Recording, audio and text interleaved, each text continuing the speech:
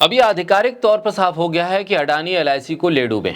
फरवरी में एलआईसी का नया बिजनेस 17% गिरा और प्रीमियम का कलेक्शन 32% कम हुआ है। आप सभी ने देखा होगा कि किस तरह से हिंडनबर्ग की रिपोर्ट के बाद एलआईसी के निवेश पर सवाल उठे थे और देखते ही देखते कैसे एलआईसी का बाजार अब आधी से भी कम कीमत पर आ गया है। देश के करोड़ों लोगों का भविष्य और बीमे की सुरक्षा और उसका भरोसा किस तरह से मलियामेट होता जा रहा है। इस हद तक कि लोग अब पॉलिसी लेना बंद कर रहे हैं, प्रीमियम देना बंद कर रहे हैं, लेकिन देश में इसका विरोध नहीं हो रहा है, सवाल नहीं पूछे जा रहे हैं, आवाज नहीं उठ रही है और नहीं पूछा जा रहा है कि आखिर अडानी को पालने पोसने के लिए एलआईसी को क्यों डुबा दिया गया। आग पर पट्टी बांधकर सब कुछ हो रहा है, एलआईसी का पैसा डूबता जा रहा है। दरअसल एलआईसी का पैसा नहीं बल्कि आपका पैसा डूब रहा है और कोई सुध लेने को तैयार नहीं। बोलता हिंदुस्तान पर मैं हूं आपके साथ मिर्जा शाकिर अली बेग। जीवन बीमा कंपनियों का न्यू बिजनेस प्रीमियम फरवरी में पिछले साल के अवधि की तुलना में 17% कम हुआ।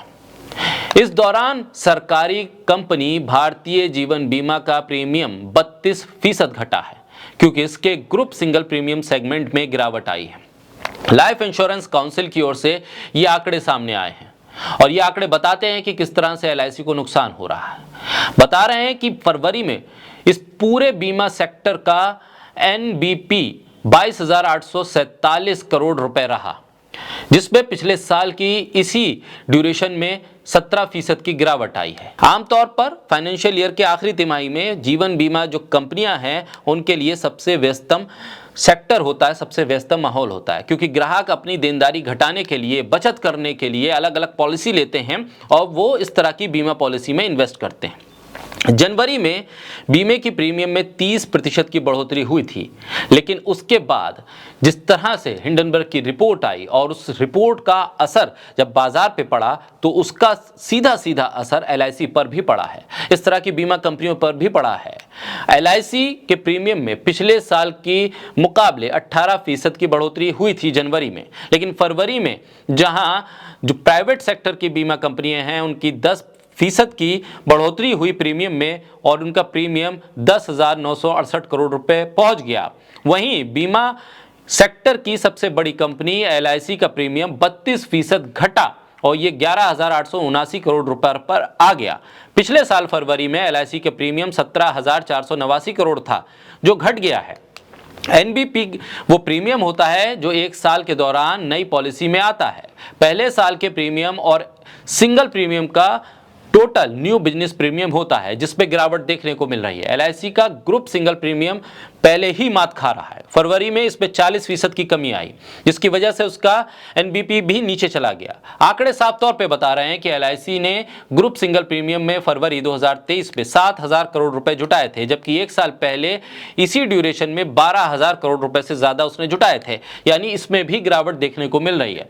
इस ड्यूरेशन में एलआईसी के जरिए बेची गई ग्रुप पॉलिसी की जो तादाद है वो पिछले साल के इसी ड्यूरेशन के दौरान 19% घटी है, जो 32% से भी ज्यादा के आंकड़े को छू रही थी। निजी सेक्टर की जो सिंगल प्रीमियम पॉलिसी वाली कंपनियां हैं उन्होंने बहुत अच्छा बिजनेस किया है, उनके प्रीमियम में बढ़ोतरी हुई है। साल 2022 और 23 में अब तक बीमा पॉलिसी में कुल प्रीमियम की सालाना आधार पर अगर हम देखें तो 25% से ज्यादा की बढ़ोतरी हुई है, लेकिन एलआईसी के प्रीमियम में 30% और निजी क्षेत्र के जो बीमा पॉलिसी देने वाले लोग हैं, कंपनीज हैं, उनमें 17% की बढ़ोतरी हुई है। फाइनेंशियल ईयर 2023 में साल की शुरुआत से अब तक सिंगल ग्रुप प्रीमियम और कम आधार का योगदान है।